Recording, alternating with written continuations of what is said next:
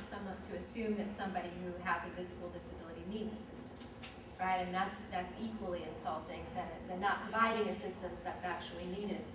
And you know, I've had students who are very reluctant to ask for assistance, and so if it's a visible disability, I think you're on a slightly different setting, right? If I see someone who has an obvious disability who's struggling, I might take them aside and say, how's it going? You know, how's the work going?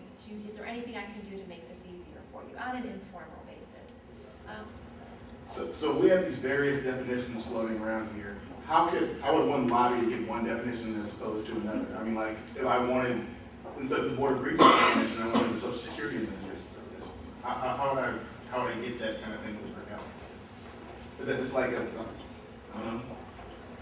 Well, I get, well, my answer to that, and Professor Benson may have another provision, but again, I think it's the organization or the institution that you're trying to get services through. I mean, again, there is the established legal definitions under the ADA.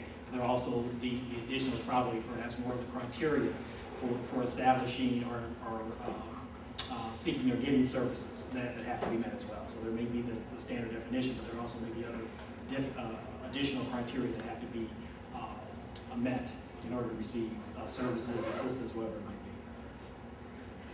be. Usually one would establish disability status in terms of wanting to access services and supports, and then those typically come through some formal entity that has rules that govern it.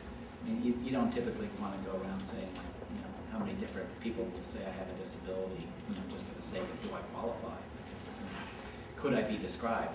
It's more in light of the university, do I have a disability that I am asking the university perhaps to do something, to modify what they would ordinarily provide for folks in order to allow me to participate here and be a student and benefit from being as well. Well, remember the legal is the floor, right? So if the university wants to provide more protection, they can, which is Rodney's point. You probably would have the most effective voice at the local level versus trying to lobby Congress to change the definition, although that actually happened. And nobody thought it was going to happen that I know of. It was a shock to me. So, you can always get more than the law provides for, but you can't get less. I think we have time for one more question.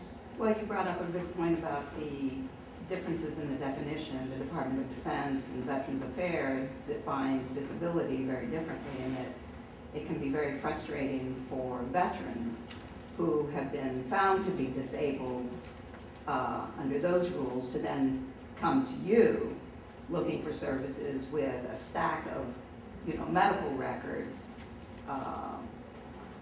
that shows that they have a disability according to the Department of Defense and VA, only to be told that you're going to have to go get another evaluation in order to get services from us.